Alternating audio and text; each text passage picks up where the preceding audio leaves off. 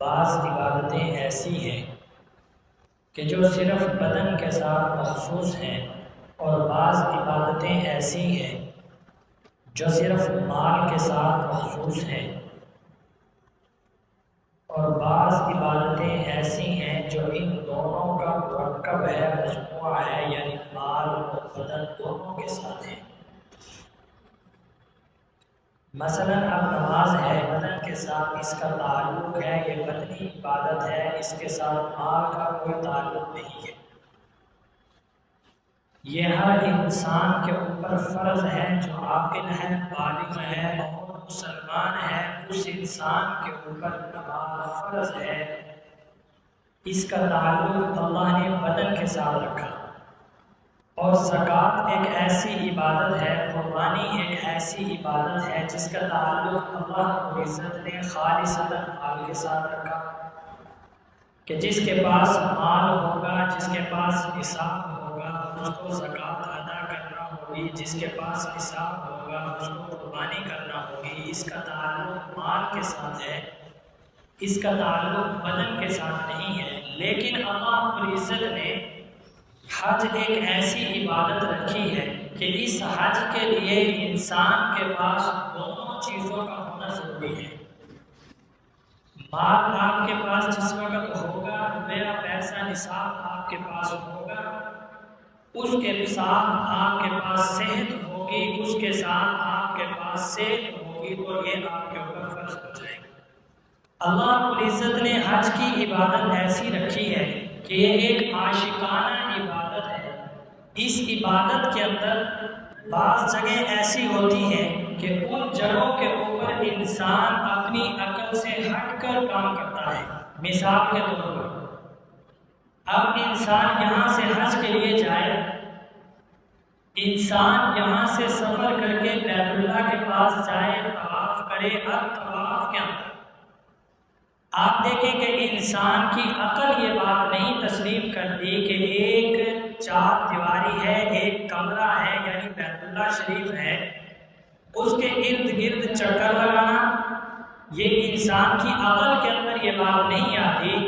اسی طریقے سے انسان پھر وہاں سے نکلتا ہے، دو پہاڑی صفا اور مروہ کے درمیان دوڑتا ہے، 7 چکر لگاتا ہے، پھر میلین اخضرین یعنی سبز لائن کے درمیان دوڑتا ہے، پھر وہاں سے مینا کی طرف جانا، عرفات کی طرف جانا، مزدلفہ کے اندر صحرا کے اندر قیام کرنا۔ انسان کی عقل بات تسلیم نہیں کرتی کہ دیوانہ باپ وہاں چکر لگانا، حالانکہ طواف ایسی عبادت ہے، حدیث میں ملتا ہے کہ ایک ایک قدم جو اٹھتا ہے طواف کے اندر، اللہ رب العزت ایک ایک قدم کے بدلے اس طواف کا ثواب اس انسان کو، طواف کرنے والے کو ثواب عنایت فرماتے ہیں، اور ایک ایک قدم کے بدلے اللہ رب العزت اس پر رحمتیں عطا فرماتے ہیں۔ یہ عشق اور جنون کا معاملہ ہوتا ہے وہاں پر جب انسان جاتا ہے، انسان حج کی عبادت کرتا ہے، عقل کے ساتھ عبادت کا تعلق نہیں ہے۔ اب فقہائے کرام فرماتے ہیں کہ کون ایسا شخص ہے جس کے اوپر حج فرض ہے؟ فرمایا کہ اللہ رب العزت نے ایک آیت مبارکہ کے اندر ساری بات سمجھا دی، ایک آیت مبارکہ کے اندر ساری بات بتا دی کہ کس انسان کے اوپر حج فرض ہے۔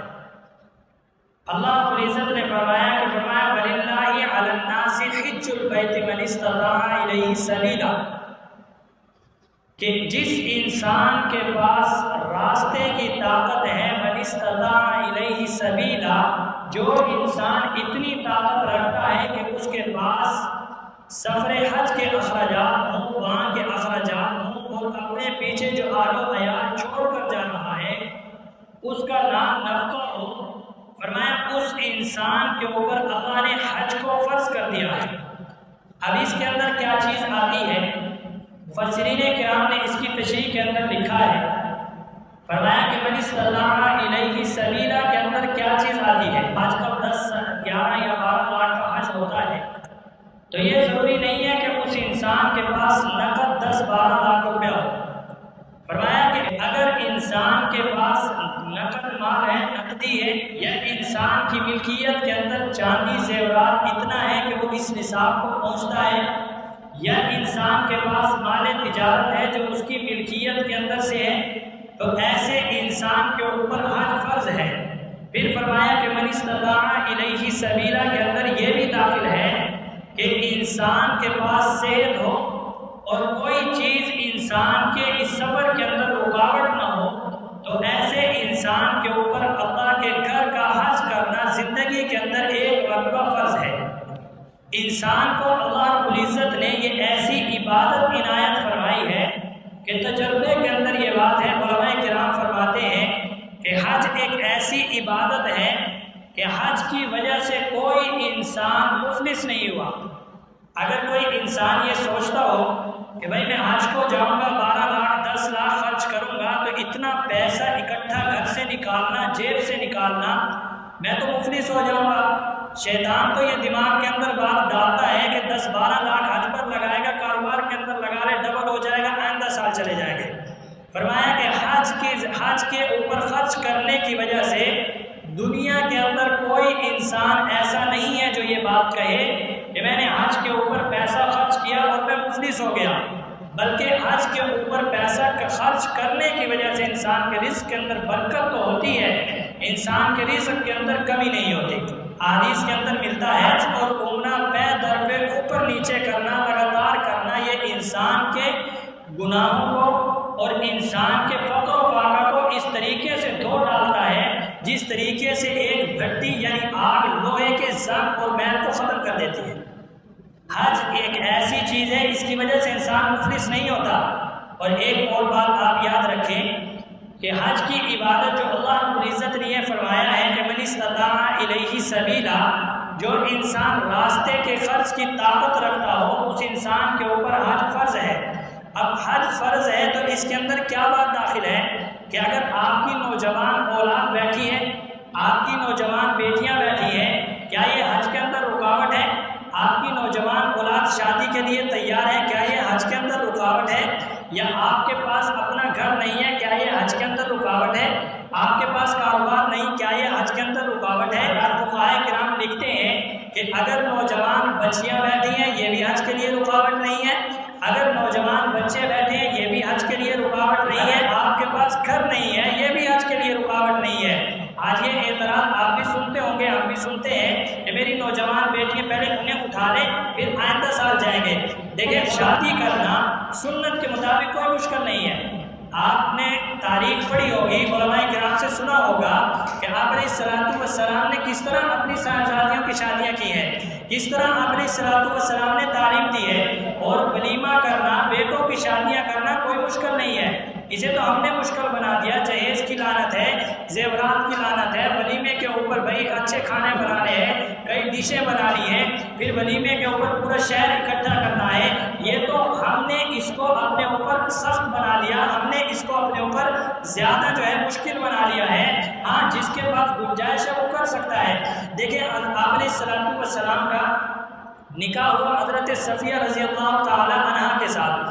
آپ علیہ الصلوۃ والسلام نے نکاح کے بعد امت کو تعلیم دینے کے لیے یہ بتایا، چمڑے کا دسترخوان بچھایا اور بچھا کر اعلان کر دیا کہ جس کے پاس جو چیز ہے وہ اٹھا کر ہمارے دسترخوان پر آ جائے۔ صحابہ کرام کے جس کے پاس جو چیز تھی، کھجور تھی، پانی تھا، لا کر جو ہے دسترخوان پر رکھ دیا اور فرمایا کہ آؤ یہ ہمارا ولیمہ ہے، یہ ولیمہ ہو گیا۔ میرے نبی کی تو یہ سنت ہے کہ حج کے لیے نہ نوجوان اولاد رکاوٹ ہے، نہ حج کے لیے جو ہے آپ کا کاروبار رکاوٹ ہے۔